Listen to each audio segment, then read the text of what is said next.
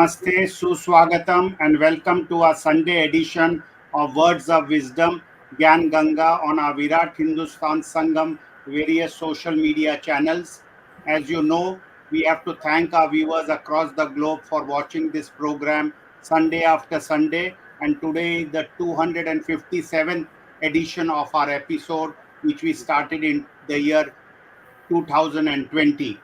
Today we have a discussion on the budget of 2025, and Dr. SUBRAMANIAN SWAMY and Dr. M.R. Venkatesh, who is a CA turned advocate and an analyst and a consultant who will be discussing the budget. We also have our own team member, CA T.K. Swaminathan, who will also give his inputs along with Professor Arvind Chaturvedi and Ramesh Swamy. We thank our viewers for always watching this program, but I request our viewers to like and subscribe to our Virat Hindustan Sangam channel. With these words, it's over to Dr. SUBRAMANIAN SWAMY to initiate this discussion. We regret that last 2 Sundays we could not have this program because of the travel program and logistics of our team members. So we are back again today for your same program, which we have Sunday after Sunday. Over to Dr. Swamy. Dr. Swamy, before you begin, we have a small video that we normally play about the forgotten freedom fighters. Before Dr. Swamy does his introductory remarks on the topic of today, as you know, part of our Virat Hindustan Sangam project is to project the real and correct history. So today we have a very interesting queen, Rani Avantibai Lodhi of Madhya Bharat, and this is what we play for your information. Rani Avantibai Lodhi was a fearless queen who stood against British rule and sacrificed her life for her people's freedom.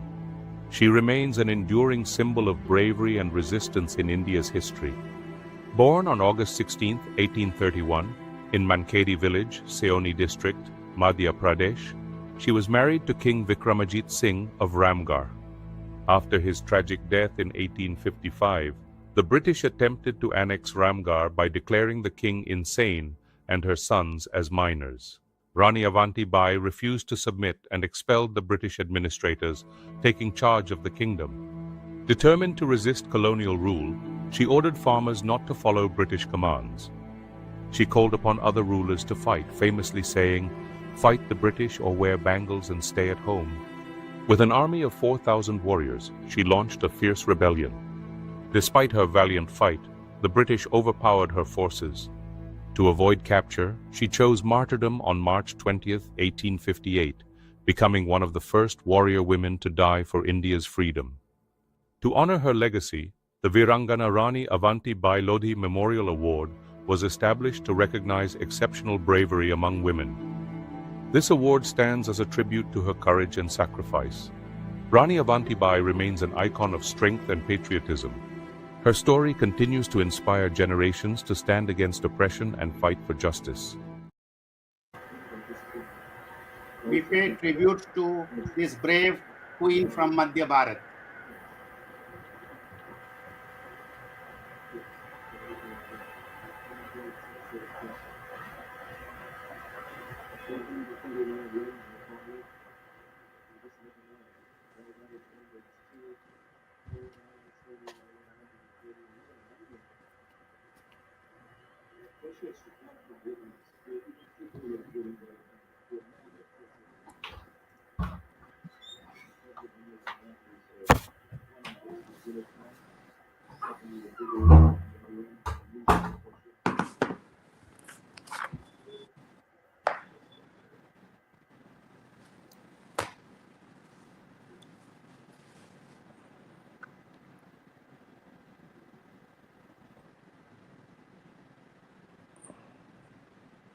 We can start.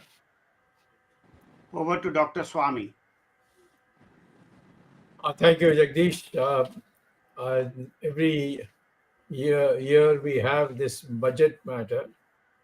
Unfortunately, most of the people who appear to speak on behalf of the government on the budget don't know any economics.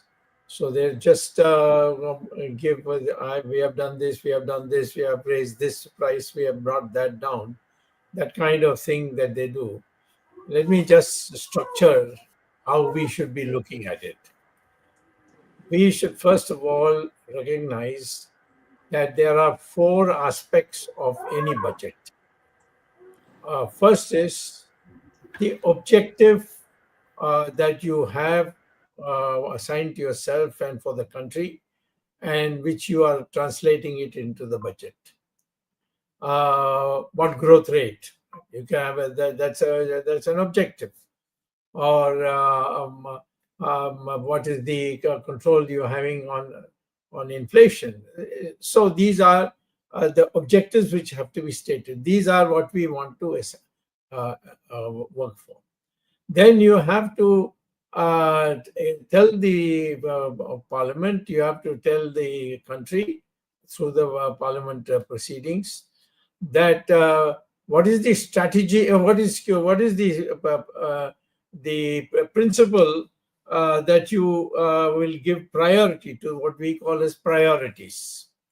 So what are the priorities? Which is the first priority? Is it controlling prices? Is it controlling inflation? It's all these questions that arise. We have to put this is our first priority, second priority, third priority, so on. And then the third will be, what is the strategy you are adopting? Are you just going to tax everybody, or are you going to do something else? You are going to mobilize resources by other means. You're going to print notes from the Reserve Bank. These things have to be pointed out to the public. And finally is, how do you get the resource mobilization for each of the projects that you have included and placed before the people, that this is what we are going to do in this 1 year. So if you look at our budget today or the budgets before, I've been saying it from day one that please put it in this format, these four things, that objectives, priorities, strategy, and then the costs that you are assigning to each of these projects. But that is not being done. So let me bring that factor into this. I would like to say that what we need to do is to grow fast, and growing fast means 10% per year. How do you get 10% per year? For that, you must have a rate of investment which will be about 35% of the GDP. 35% of the GDP should be invested. Presently, today, it is only 28. So we must now raise it to 35. At one stage, we were about to go up, and then the corona came. But since then, no new thinking has gone in.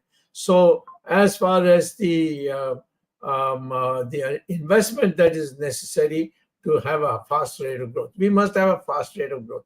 How fast a rate of growth can, according to me, if you properly make a budget, then you can grow at 10% per year. And if you go for 10% per year for 5 years, then all the problems will be solved. We'll overtake China. We will have full employment. We'll be a country which can do wonders. I used to say this in the early days when I first came into Parliament in the early 70s. And people used to laugh at it. This is all, dreams and so on and so forth. Then Narasimha Rao came, and he came very close because I was made a minister by Narasimha Rao in his government by establishing a committee of which I was made a chairman. And in that, he accepted my view. But unfortunately, the structuring of the budgets was not the way I wanted. As I told you, the structuring of the budget is stating of objectives, the priorities, the resource, the strategy, and the resource mobilization. So none of these budgets, even today, have anything of this kind. So what I would say today is that we we have to identify this. And we have got with us a well-known expert here. He's not only a person who knows economics, but he's also a lawyer. And he will put across the present budget as he sees it, whether it is a growth budget, whether it is going to bring about lessening of inequalities, whether it's going to remove unemployment, all these questions which he will deal with. And I will also, of course, later on after he's finished, when I get a chance, I will also add more to it. But at this stage, I will say to you that what we are now being given is all bogus. Modi's government has been repeatedly saying from Arun Jaitley's time that we are growing at 6% and 7%. That's not correct, because if there is a decline and then the growth rate of the next year rises, then that's an artificial thing. For example, after the corona thing, the GDP fell by 17%. And then it was after the corona had gone away, the next year the growth rate was put at 6-7%. Well, it was not 7%; it's probably 4%. But the fact is that the other 3% is recovery. So recovery you cannot call as growth. So these are little aspects which are very important. And I would say that if I were to look at the Narendra Modi's period from 2014 till today, the growth rate average is about 4.5% per year, and not 6%, 7%, 8%, which they have been claiming. The only government I know which achieved 7% on the average was Narasimha Rao's government. But unfortunately, nobody appreciated Narasimha Rao. Even the Congress party ran him down. So I think let us go back and see what did Narasimha Rao do. Of course, Narasimha Rao removed nationalizations from most of the sectors. He done many of these economic changes. So the same way, I would say that what we have today to put across to you is what needs to be done so that we grow in a fast way and have a market economy in the proper sense. Over to Venkatesh. Good evening, Doctor, and thanks to the Dr. Swamy team for inviting me on the budget. It's a privilege to be amongst knowledgeable people who know about the budget, numbers, economics. It's always a pleasure. The most dreadful thing, however, is Dr. Swamy will now speak after you. So that's like a real teacher who is going to come and tell what exactly he thinks. Of course, Dr. Swamy made an opening remark, and it was as sagacious as only he could be. Dr. Swamy put the nail right on the head when he says the growth numbers are itself a matter of concern, in the sense they're dodgy and one cannot trust it fully. And I will give you one simple example of this, and we will take this forward.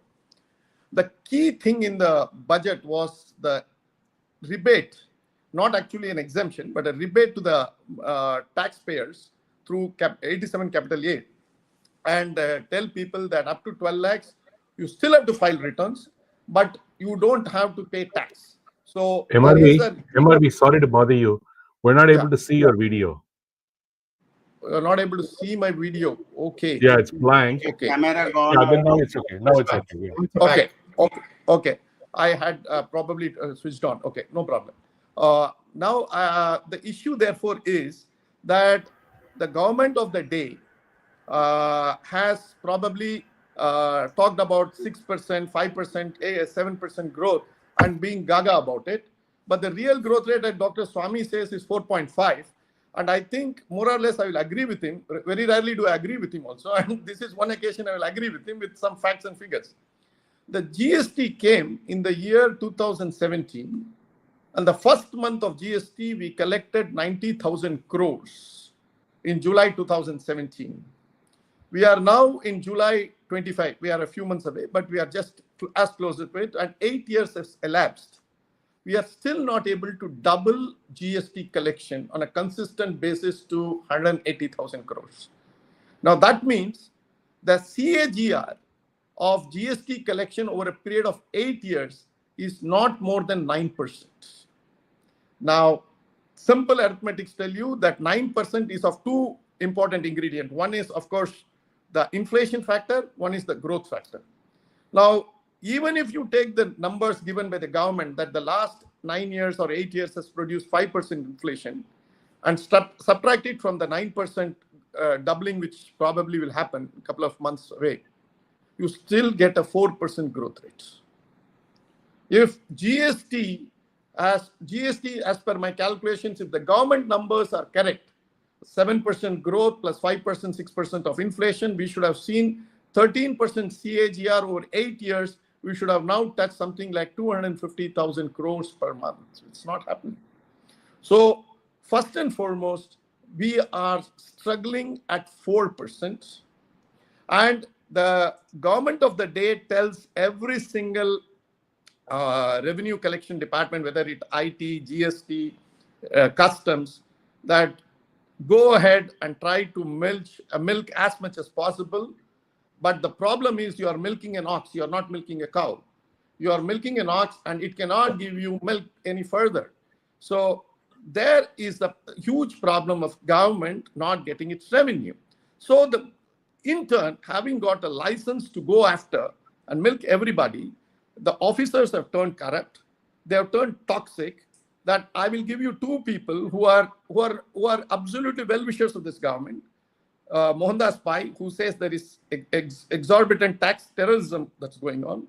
Surjit Balla, again an economist who is favorably disposed to this government, says that the tax GDP has gone up to 20% and makes us uncompetitive when you compare with, say, countries which are in competition with us, like Philippines, Indonesia, China, etc.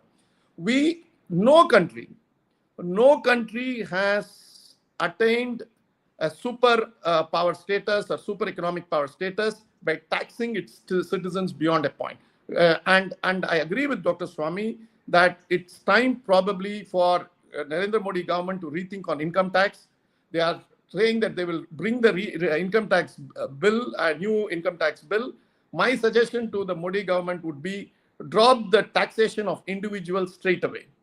Don't tax individuals, just ask them to file a return and say what is their exact amount so that the corruption of the bureaucrats doesn't get passed off as income somewhere. So just keep a tab, and that's the only thing that you have to do.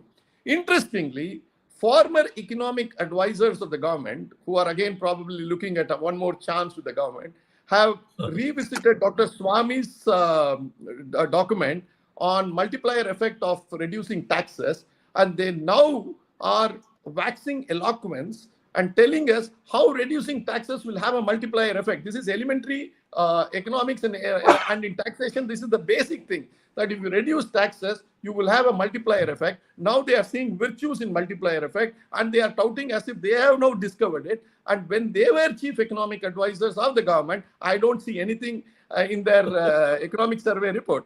And this year's economic survey also says, Sarve Jana Sukhino Bhavantu. It was asked to do a honest survey. It says everything is okay, everything is all right. And that is what I think is something that is paining me.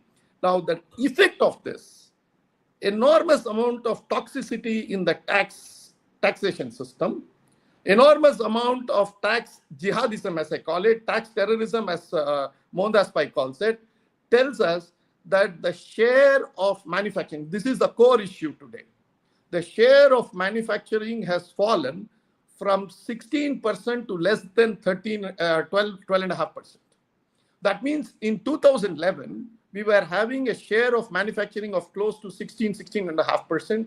Today, it is less than 13%. We have dropped 3% in the last 10, 15 years. This is despite Make in India.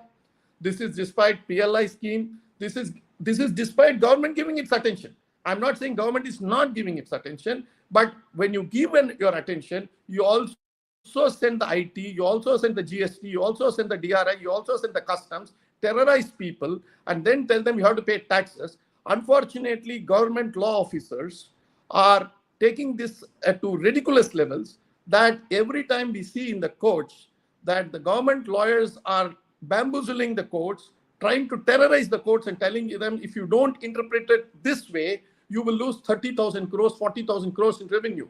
But the fact of the matter is, all these things have piled up and we have lost 3% of GDP in manufacturing. Let me put you it in numbers.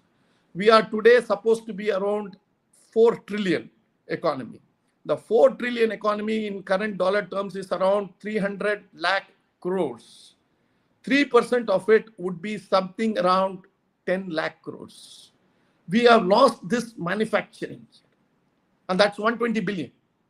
And let us see what is that we are closing. We are focusing on MSME, we are focusing on small industries, we are doing this, we are doing that. But next week we are going to celebrate Holi. The Holi powder will come from China. A few months later there will be Vinayaka Chaturthi. The Vinayakars come from China. So of course the Vinayakar has a nose which is akin to the Chinese. You know, they make the Chinese nose the Vinayakar. So it's so funny that today for small things we are depending on China for imports. The trade with China is around 125 billion, and we export 25 billion, and Chinese export to us, or rather we import $100 billion. We run a current account deficit with China to an extent of 75 billion, which is the manufacturing which we have lost. Of course, Manmohan Singh's time this number was there, but instead of reversing this, this government has taken so much of efforts to see that manufacturing does not survive only through tax terrorism. Only through tax terrorism. And they found out that they gave corporates one of the best tax rates in the world. Manufacturing, corporates, one of the best tax rates in the world. We are most competitive. But tax bureaucracy is so toxic that nobody wants to invest. Nobody wants to see India as a destination. So you can put a rate of 15%, but if you say CBDT, people just run away. They don't want to invest in India. People don't want to see India as a destination. Next, the net result of it, you are taxing the individuals at a very high rate, and the share of savings rate. Dr. SUBRAMANIAN SWAMY talked about the investment rate. The corresponding rate would be the savings rate. The savings rate was around 37% in 2008. Household savings have dropped. The savings rate too has dropped significantly. It has made a marginal recovery post-COVID, but we see that the savings rate is 4 to 5% lower, probably 7% lower than 2008. And compared to even 2014, our savings rate has dropped. Household savings are coming down, and we are transferring the net wealth from the most productive institution, namely family and individuals, to the most unproductive sector, namely the government. So what we are doing is 4%, what we are transferring is from the household to the government, and paying 7th pay commission and 8th pay commission and the 9th pay commission. And these, the very funny thing is the pay and the commission. The bureaucracy has a very funny name of paying itself. It says pay commission. So this is something I think we need to relook. Now, coming back to the, apart from the savings rate, I think world over there is a realization governments beyond a point are useless. They cannot solve certain problems, whether it is of society or economy. Trump, for instance, realizes in his own way and tries to bring in Doji. And through Elon Musk, he wants to close departments after departments, ministries after ministries. Take Javier Milei, one of the great economists, I call him. He doesn't consider himself as an economist.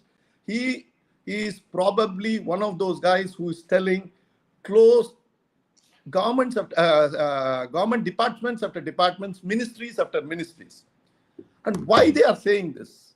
And what is the net effect of all these things? Do we see the numbers? Dr. Swamy, you said the amount of FDI today in 24 corresponds to what exactly we got as a percentage of GDP in Narasimha Rao's government. So after 30 years, they say Shani Bhagwan does a full circle and comes back to the same spot. We have come to the same spot. We were 2.5% of the GDP, the FDI. I'm not a great fan of GDP, the FDI as something that has to be brought in. But it tells you the confidence of the world on India. It tells you how much people want to invest in India. And this has gone back as a confidence index. I see this as what we were in 91. This is something at the beginning of our reforms. People said we won't succeed. But I would say, let us look at it this way. Why did reforms happen in 91? People realized, people like Swamy were there at the helm of affairs. Chandrasekhar government, I think, tasked you with preparing a blueprint, Dr. Swamy, that's what you have written in your book. And Narasimha Rao carried it out because fate probably wanted him to carry out your blueprint to a logical conclusion. And basis your recommendations, these things happened, including several amendments to several laws. But today you see the index of government interference must be far higher than what it is in 91. We have got various laws, various rules, various schemes. I will just run through one thing that I captured. In the sense, it's very interesting that we were talking about a newly formed ministry under this government called Ayush. I went to its website. It says it has got 3 commissions or committees. So Ayush itself is a newly formed ministry. So it has got three commissions or committees, 7 autonomous bodies, 1 PSU, 13 academic institutions. Now, all these are basically costs, and we don't see what is actually bringing us a transformative change to what we wanted. Transformative change can happen only with where Dr. Swamy says 10%. 4% growth as what we are, I calculated it and demonstrated to you. Dr. Swamy has also said that. I am cocksure that if we think that our way to prosperity is to tax people, create yojanas, and then see that this will transform into this economy will transform into a superpower, sorry, it won't be. All yojanas are bhojanas. This must be the fundamental thing that we must understand. If my cow doesn't get pregnant, we say Pradhan Mantri Cow Pregnancy Yojana and put 2 joint secretaries, 1 secretary, 1 deputy secretary, so on and so forth. And we think the cow will get pregnant. Cow doesn't get pregnant because you have got a Pradhan Mantri Cow pregnancy program. It does get pregnant because of other reasons, not because the government interferes. For every damn thing, we want to bring in this amount of interference. Laws has to go, ministries have to go. Javier Milei, I'm told that he stands a good chance for Nobel Peace or Economics. I am told also that the Prime Minister is going to meet President Trump next week. I think he can take a flight to Argentina or meet Javier Milei also and understand why we should have a steel ministry, why we should have a ministry for culture. Culture is something that a state, I can't understand why we should have a ministry for culture. And let me ask a question to all those who are telling that government has done this and government has done that. First, let us ask a question. Out of several temples, several places that we go, has there been a singular improvement because of the Ministry of Culture in the last 10, 12 years? Let us answer it faithfully. Now come to infrastructure. This government's plan was, I will do good things on infrastructure. I will leave the corporate sector to revive the economy, and I will tax my individual people. They realized that this formula, that the template that they had is not working. So they have realized that they will have to go to the drawing board once again. And that is why this tax reduction has happened. This reduction has happened because they realize they are in the wrong way. Infrastructure, let me tell you, this government has done phenomenally well on power, no doubt about it. But in shipping, I think we are lagging behind. We can't call one port as something that will compete with the international ports. Then comes to railways. We are very late. We still say 80 kilometers is super express. I would say anything less than 200 kilometers is bullock cart on steroids. Okay, we have bullock carts on steroids passing off as express trains, but we are progressing, but progressing very slowly on trains. When it comes to housing, rural housing, we are doing something, but it is still not yet up and going there to a scale where it is transformative. And as far as urban infrastructure is concerned, we are just nowhere there. The smart city program is nowhere to be seen. We don't have any 1 kilometer of road where we can tell anybody in the world that, look, we have got a road that's amazing, that's world class, and there you can zip across. We may build patches of highways, that's okay, but city infrastructure is crumbling. And on civil aviation, I'm sorry to say, last 10, 12 years, we should have built 200 greenfield airports. That's the type of transformative change we are looking at. We are building the first one, which is going to come up out in Noida. And even there, the access from Delhi is not there. It will take another 10 years to build metro connections to it. So we have to see whether it will become profitable in the year 2035. Now, no nation has become a superpower by empowering the state. That's a limited one with the West. But to us, what is missing is Hindutva economics in action.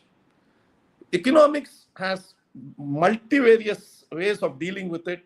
Some countries even have 45-50% tax to GDP ratio. Their people don't grumble. Their people are very happy because Scandinavian countries, for instance, have a very high tax and a very high tax to GDP ratio. They are very happy about it in the sense the people want it that way. But people like us would like the state to be a residual one. We do not want the state to come in and interfere at every damn thing. The state has not yet realized its limitations. It believes, as did Nehru's times, as in Narendra Modi's times, the state believes that it can always interfere in the lives of the people, and it has all the wisdom, all the ideas, every sort of thinking that will ensure that it can guide the citizenry to prosperity. Unfortunately, in our system, it doesn't work like this. Lastly, the elephant in the room will be both the elephant in the room is the Indian rupee, and of course Donald Trump's threat of tariffs. And if he is going to levy tariffs all across the world, then it is going to be the China may start playing the spoil sport. It may start dumping materials which it originally thought of exporting it to US. It may find markets like India as a destination. And that may ensure that our rupee further weakens. And we, unfortunately, I do not know what is the thinking. Mathematically, it's an impossibility. We reduced the interest rate, the repo rate last week. The RBI reduced the repo rate when the rupee was under tremendous pressure. And by trying to keep the rupee constant, we lost $70 to $80 billion. Our peak reserves in September were around $720 billion. From there, it has fallen to 630, 640 in the last 3 or 4 months. We lost somewhere around $70 billion defending the rupee, and thought by defending the rupee, you will defend the stock market. Now, neither did you defend the rupee, neither did you defend the stock market. And finally, what has happened is rupee has stumbled, stock market has also collapsed. All these things were very serious issues we are facing, and we still do not know whether our economic nirvana is through a strong rupee or a weak rupee. Swami sir bats for a very strong rupee. I am not a fan. I disagree with him, and I had very intense discussion with him that probably our economic nirvana is through weaker rupee. But when China depreciates, when Korea depreciates, Philippines depreciates, what is your other alternative but to release the pressure on the rupee? You could have done it in September, October. Probably you could have done it so. Probably Shaktikanta Das wanted to hold on to the rupee, thinking that if he holds on for 3 more months, he would get an extension.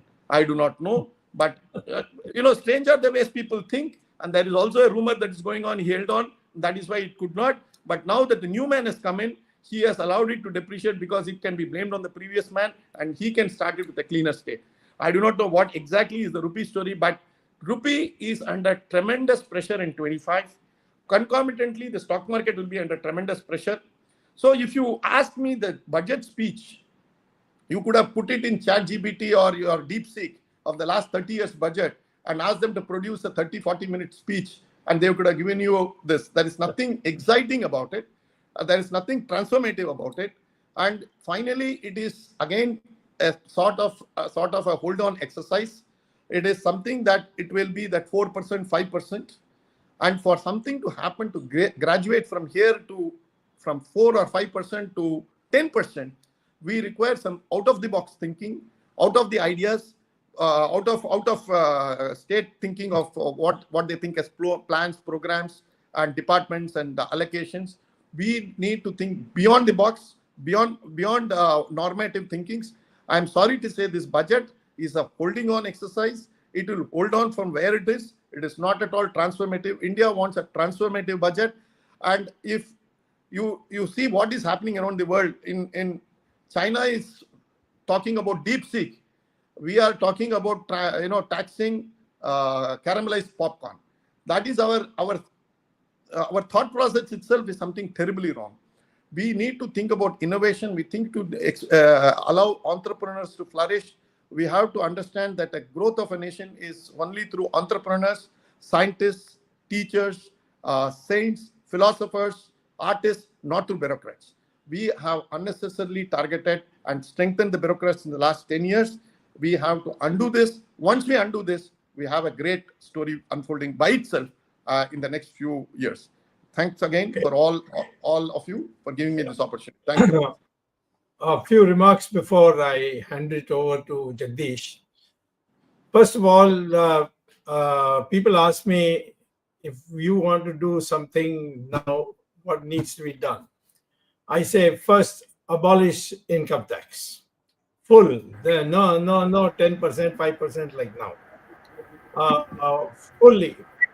People say, oh, where are you going to get the money from for the budget and things like that?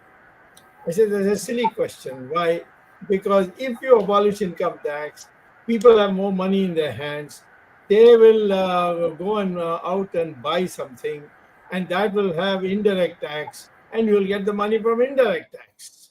And then the demand, because of the abolition of income tax, people will produce more in the industries, and that would lead to another increase for. So this fear that is caused, income tax goes, what will happen? What is the income tax today? It is on the middle class and nobody else, because the rich people have chartered accountants, including our friend here who's sitting here. He's one of the best known chartered accountants, and he can make the tax to be paid by rich people down to zero. So the income tax today, the rich don't pay because they've got chartered accountants. The poor are below the line, so they are not there. It's the poor middle class who earn a salary. On that, they try to give good education to their children. These are the people who are paying the income tax. And this income tax is then put to what use? We just don't know. The agricultural sector, zero income tax. Never has been, agriculture has never been taxed. There are lots of very rich people who are doing in agriculture. There are, of course, a lot of poor people too, but the fact is the rich people don't pay any income tax in agriculture. So this is one. Second, lower the rate of interest for loans to be extended. In my opinion, in America, they give it at 2%. I don't think we have reached, we can immediately go to the American level. But presently, you have between 9 and 12% you have to pay to get loans. Interest rate of 9 to 12%. I would say make sure that people can get the loan for just 5%. If you do that, there will be a boom, because people will take that and then use it. That will start the machine from moving. The economy, you please understand, is an interlocking thing. It is not one shopkeeper arguing with one buyer. You see, it's an interacting thing.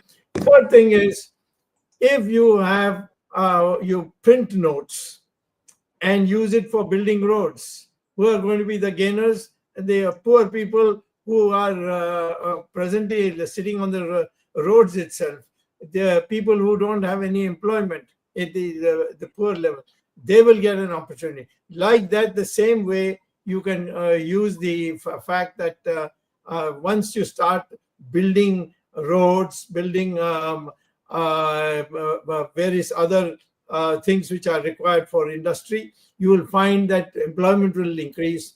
And if employment increase, then obviously they'll go and buy, and that will create a market. So this interaction between the economy, between buying and selling, it will completely change. So therefore, when you lower the interest rate for getting loans from the banks, that money actually goes to generate the economy.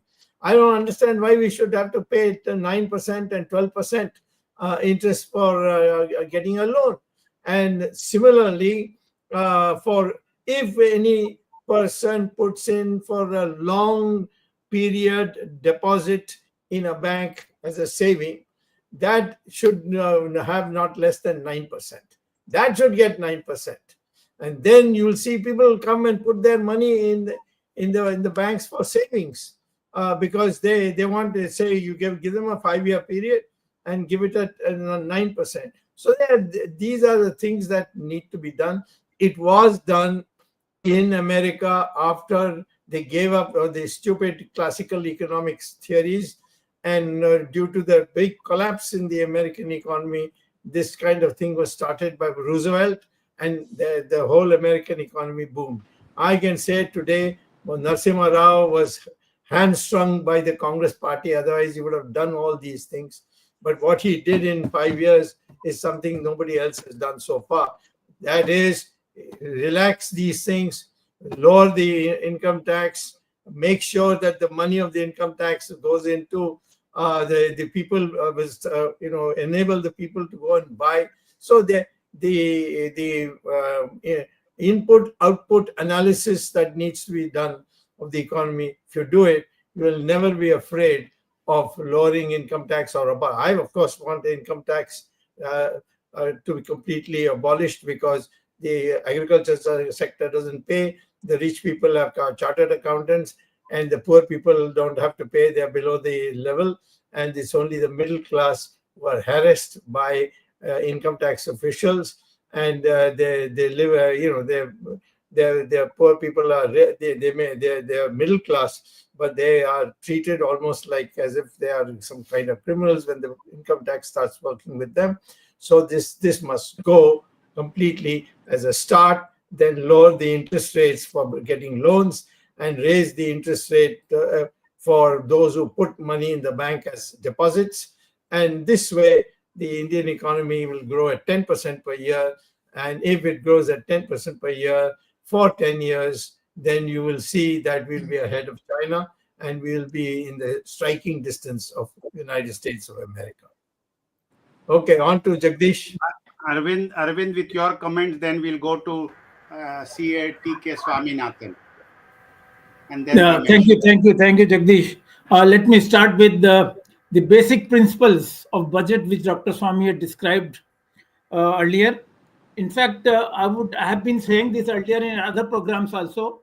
If the Indian Finance Ministry people, if they have read the Bible of Budgeting and Economy, which is written by Dr. Swamy, the book called Reset, they would understand the objectives of the budget and the priorities and the resource mobilization, etc. So I would say the first thing which Dr. Swamy said, this budget has failed once again. Why? The objective and the growth targets which were to be set, Modi has been saying for a number of years that I look 25 years ahead. He has been talking about Viksit Bharat 2047. And for 2047, he has dreamt an Indian economy worth $25 trillion. Now, as MRV said in the beginning, we are close to $4 billion. Now, if you take the growth rate from here to 2047, it requires 9.01% growth rate per year, net growth. Now, that means this budget or any other budget, previous budgets presented by Nirmala Sitharaman have not mentioned anything which is about the target, how to reach that 2047. This year again, they are talking about 6.4, 6.5, 6.6, but this is far away from the target of Viksit Bharat, number one.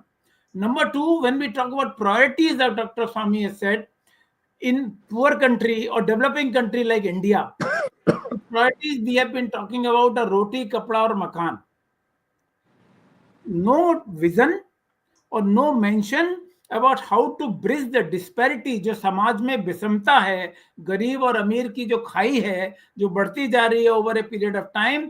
No line, not even single line is mentioned in the budget about how to bridge this gap between the poor, extreme poor and the extreme rich. So therefore that is the lack of priority. Education, health. Though the government talks about a lot of schemes about the health, they have also said that in insurance they will bring FDI from 74%, they will increase it to 100%. Good suggestion. But what about implementation of that? What has the government has said in previous budget schemes that there is a scheme called PLI in order to increase the manufacturing sector growth and bring the Make in India success. Now, no review of PLI has taken place, whether PLI has been given in the right sectors or not, to the right kind of industries or not. No review has been done on PLI. Where we are talking about hodgepodge budget without any priorities. Good names, good acronyms have been used in order to attract the people, just to say that budget is very attractive. In agriculture, they talk about a lot of new schemes.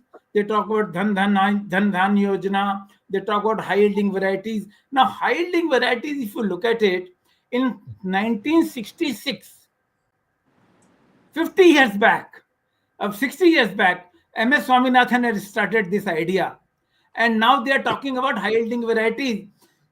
When you talk about high yielding varieties, they may produce, but what about MSP to farmers?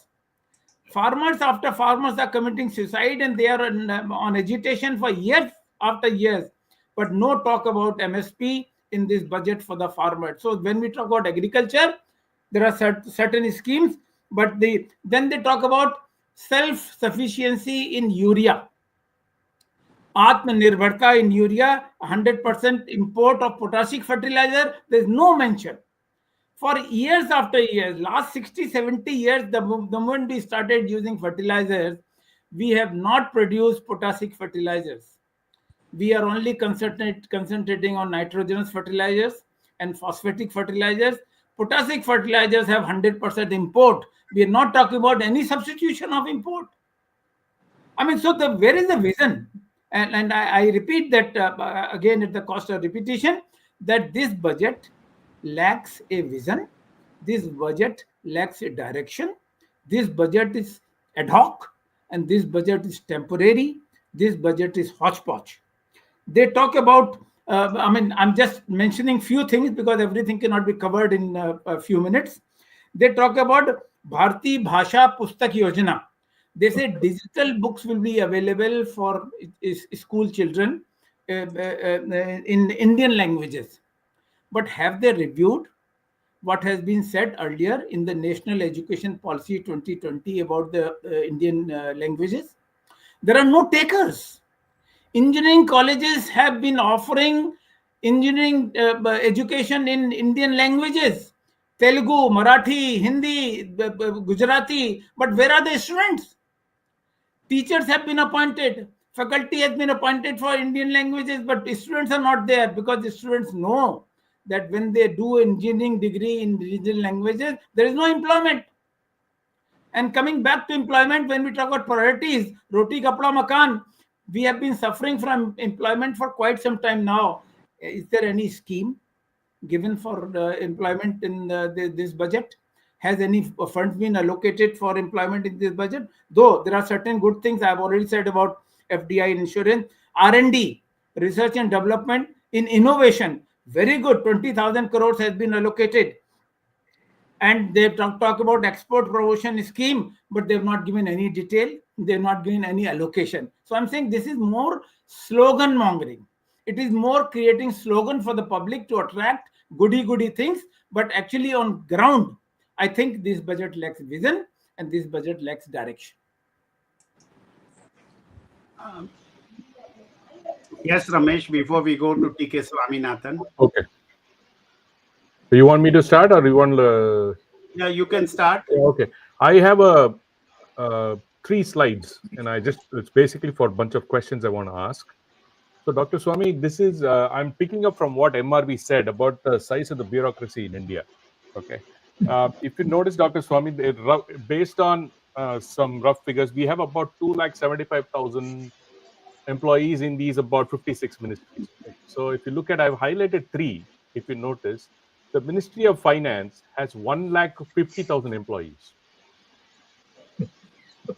Ministry of Education, 1,000 employees. Ministry of Textile, 4,200. I think there's a serious lack. I don't know where Ministry of Communications has 4,20,000 employees. It is mind-boggling that these numbers are like this. Okay, so I don't know what they're communicating, who they're communicating. Is it the IT cell that has ballooned to 4,20,000? I don't know. What that Ministry of Communications, it is mind-boggling numbers. So, Dr. Swamy, the first question, if you look at the other reason that I highlighted Ministry of Finance, if you look at the cost of salary and allowance, it is 17,636 crores, right? You know what is the average salary per employee there is? It's exactly less than 11.86 crores, 11.86 lakhs per year, which is exactly below the 12 lakh threshold limit. Almost all employees in the Ministry of Finance are going to pay 0 tax. Okay. Second interesting slide, Dr. Swamy. If you notice here, this is the cost per employee in every department. Highest is Ministry of Minority Affairs. I don't know what they're doing. Look at Ministry of Finance. I told you, right? Cost per employee is 1 lakh. If you look at its cost per employee is about 11.8 lakhs per year. Exactly below the threshold limit of 12 lakhs. Isn't it brilliant as to how they achieved that? Only Ministry of Finance with so many 150,000 employees. They say, oh, it's averaged out and all this. But I'm just saying, these are some things that we can subtly notice. This is data from the budget, Dr. Swamy. These are not cooked up data. This is data from the budget. Last slide, I'll just put it out there. The government said, oh, we are increasing the taxable limit to 12 lakhs. So we're going to lose 1 lakh crores and boosting consumption. But on the contrary, the same budget paper says for 24-25, we are going to increase. We are going to have an increased tax on income. How? And the last question to MRV and you, Dr. Swamy, by increasing this to 12 lakhs, roughly 0.7% of the public is going to pay tax. Why the hell do you need 150,000 employees in Ministry of Finance to collect tax from 1 crore people? I leave it at this. And Dr. Swamy, your comments first, and then MRV can come. My point is my answer is very short. Abolish income tax, and all these things will fall in its place. The whole problem is this, and it has to be. People worry about where the money will come from for the government if you abolish income tax. You've got indirect taxes. You've got plenty of that. And if people start buying more because they have been saved income tax, then that level indirect tax will also grow up. So this is the interlocking thing about this, what we call is input-output analysis. This input-output analysis is so complicated, but once you understand it, you know there are so many things you can do. Abolishing of income tax will lead to more taxes for the government to other sources. So, this is the main focus.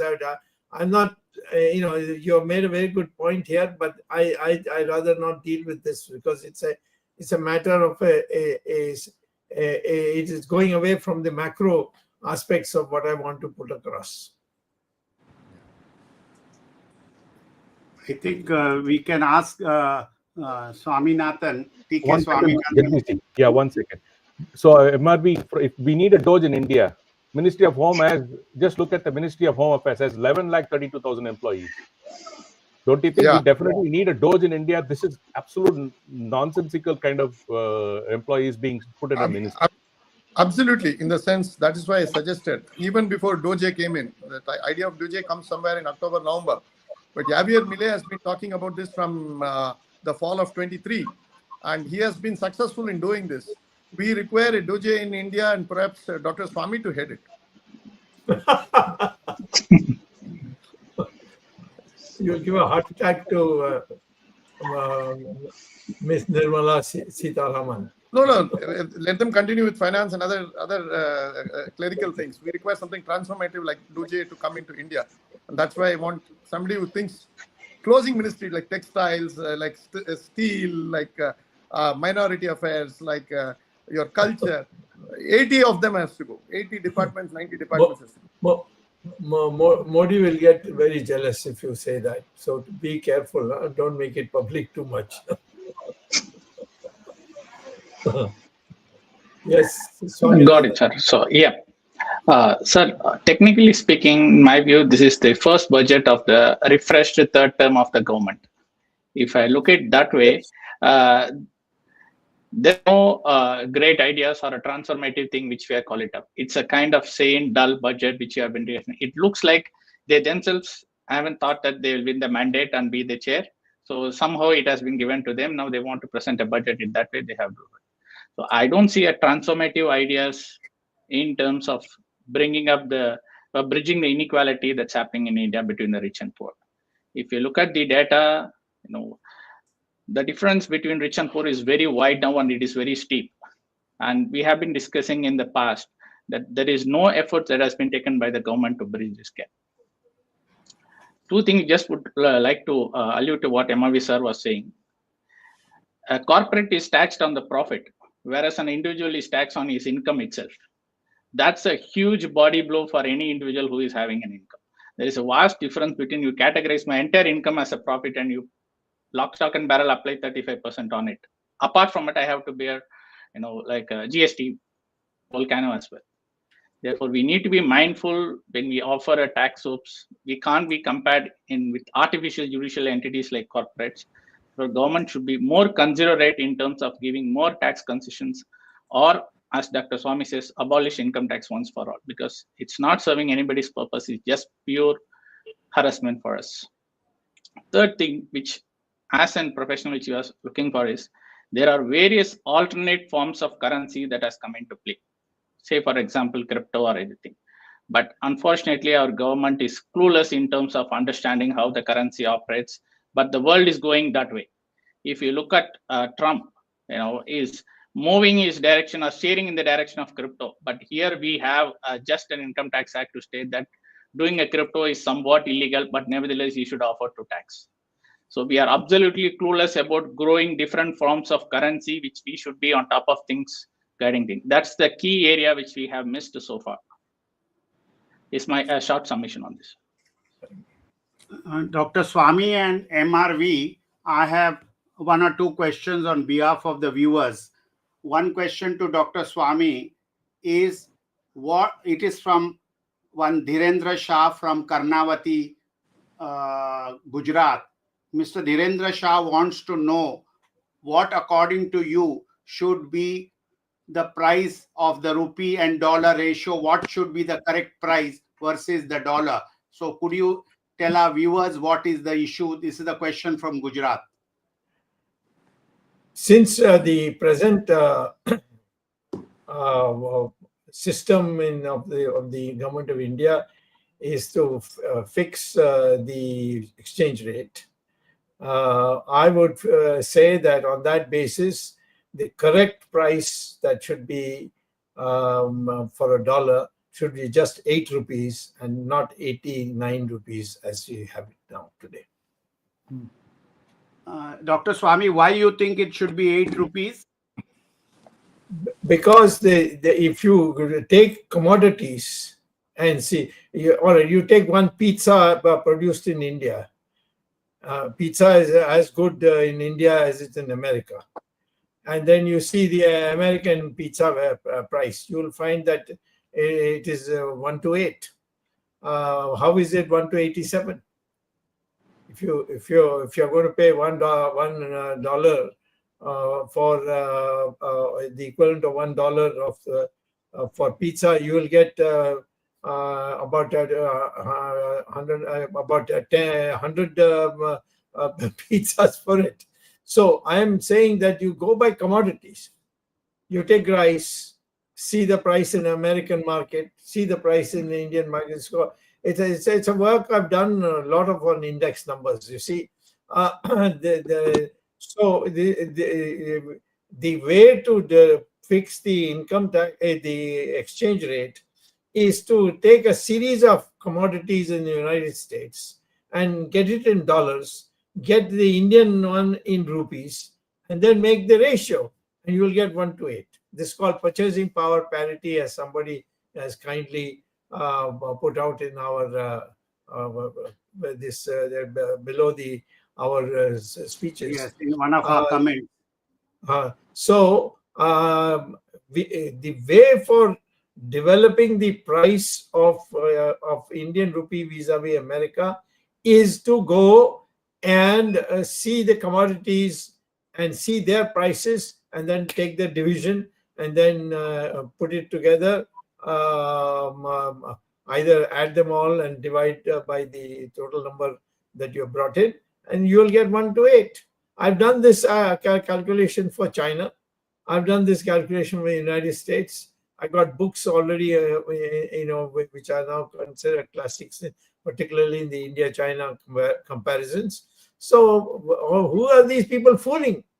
I have also written a letter in 2016 to Narendra Modi that please ask any member of the Finance Ministry or the Planning Commission, whatever it is now called, and ask them to come and debate with me.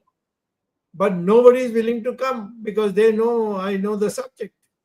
There was one Tamil in the Finance Ministry. When I wrote a letter to Mr. Modi that asked him to come and argue with me, he immediately applied for a job in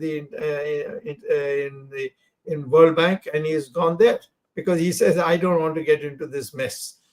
Nobody in the government today has got the guts to say that the minister is wrong or the prime minister is wrong, that this is how it should be. I'm not saying they should say it publicly. Let them send a letter, or the prime minister can write me a letter. I will I'll send it to them. You see, so I think the real question is that our people are not fit for being economy. For dealing with the economic system. They only go by caste system and this system and that system, money system. Money is really for the elections. That is the way they're running it, and it's same true for the Congress party. The Congress party is also a bunch of jokers who don't know any economics, and they made a royal mess. The only person in the Congress party who has showed his backbone was Narasimha Rao, and you know what the Congress party ultimately did to him. Manmohan Singh could not have done what he did for Mr. Narasimha Rao, and if Narasimha Rao's backing was not there. And since I had a minister rank position with Narasimha Rao, I've seen the Manmohan Singh come almost in tears because he was being abused by a lot of the congressmen, but who didn't dare to speak to Narasimha Rao. So this is the atmosphere today, you see. So unless the public rises in revolt, I don't think there's any hope that we can reform our economy to that point. Dr. Swamy, there's a follow-up question by a viewer, Arvind Patel from Surat. He wants to know that how does China fix its pricing versus the dollar? What is the mechanism used by China? They want to know. They just make an announcement, that's all. Means one-sided announcement by China? By China, one-sided announcement by China, that's right. and that is accepted in the international trade. No, that is exactly, because ultimately, if you say 8 rupees to a dollar, then you'll have to give a dollar once you you should be able to export enough to be able to give in dollars to the Americans if you buy from the Americans. So that's where the catch comes. But for that, you have to have a calculation. I'm not suggesting that you have 1 rupee to $1. I'm saying 8 rupees to a dollar. Why? Because I've done the arithmetic of it. After taking the prices of all the commodities, putting it into a matrix, and taking a comparison with the American dollar, and I get this figure of 1 rupee is equal to, or $1 is equal to 8 rupees. Okay, thank you, Dr. Swamy, for that very interesting clarification. Another viewer from Mumbai has a question for M.R. Venkatesh. The gentleman name is Manoj Mehta. He would like to know from Mr. M.R. Venkatesh, Dr. M.R. Venkatesh, if the economy is blooming as the government is claiming, then why is the stock market going down? He wants to know what is the facts that some of the Andbucks and Gunbucks were saying that the economy is booming. Look at the stock market indexes. So he wants to know what is the fact behind the stock market not being very receptive to what the finance minister has done, and even previously. Okay, the first two questions arose from Gujarat, and mercifully you put it to Mr. Dr. Swamy, and you have kept me out of Gujarat. Thank you very much for that. And now the question comes from Mumbai. You are asking me, so I'm grateful to you. So the political dimension is put to Dr. Swamy. Now, as far as this question is concerned, see, the stock market is far too intelligent. It comprises, that's why we say the market is always has the billion plus views, and it has its own views and takes of the economy. And it is not bound by what the Sarkari economists say or what the government says or what the RBI says. It has its own mind. It may be wrong. That's a different point. But it has its own mind. And for the last 8-10 months, the market was at unease with what the government was projecting about itself. And there was an exit which has almost become an exodus in the stock market, because the government numbers were not actually reflective of what was happening at the ground level. And there was some sort of unease. FIIs have left the country, and they have left in hordes. They don't believe, they are right or wrong, I'm not into that. I'm only telling you that they don't believe that what the government is trying to tell them and persuade them that all is well, all is well. Amir Khan can get it done in 3 idiots, but the stock market cannot believe it, and they say all is not well. Thank you, sir. Thank you for that update. Dr. Swamy or MR, you can take this question. There are a bunch of questions about BRICS because Trump has now warned. I mean, is BRICS going to be an important factor at all? Well, if you're asking me, yes, sir. You go first, and then if MR, we can jump in there. In 2016, Narendra Modi asked me to become the president of the BRICS Bank. And I told him that it's a big fraud. I'm not going to leave India. I've left America to come here, that to Harvard. And I'm not going to go to China and sit there. The BRICS Bank is nothing but a toy for the Chinese. And I would not think that it will ever be a factor in the international market. MRV, you have any? BRICS was basically an esoteric idea. It was a club meeting, that's all. So luckily, Dr. Swamy saw through this game, and he did not want to be a club goer at the age of whatever he is, that and start whining and dining with people in the evening. Nothing more. See, BRICS was never supposed to deliver something concrete. Like G20, it's a meeting of people. That's all. You have to hold it at that point itself. Nothing big, nothing small. Arvindji, closing comments. You are muted, sir. Arvind, you are muted. I think today's discussion covers almost every aspect of the budget 2025. But as you see, this is the topic which spans from not only geographic parts of India, but even the different cultures and different levels of economy. And MRV represented today not only chartered accountants, but he represented a corporate view also. He is also a lawyer, so he actually had covered all the aspects in a beautiful manner.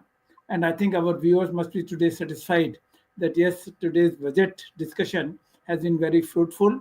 Dr. Swamy, as usual, initiated the discussion covering all the aspects in the beginning itself, and he decided the what should be the narrative of today's discussion. And he covered basics of the budget making. And as I said, he has been emphasizing this time and again that any budget exercise should have 4 priorities. And these 4 priorities he again reiterated today.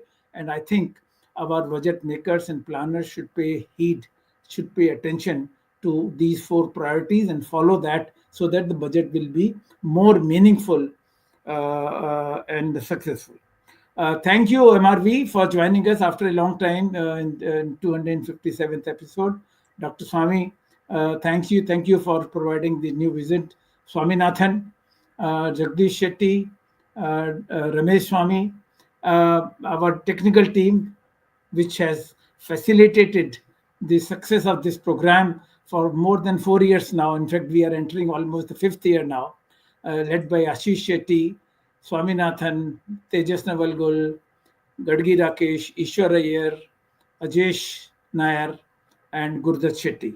Thank you, this team. Wonderful work and wonderful expressions today by Dr. Swamy and MRV. Thank you very much. We'll be meeting again next Sunday with a new episode of Words of Wisdom Gyan Ganga on Sunday, 16th February. Till then, Namaskar, Jai Hind, Jai Shri Ram. Jai Shri Ram. Jai Shri Ram.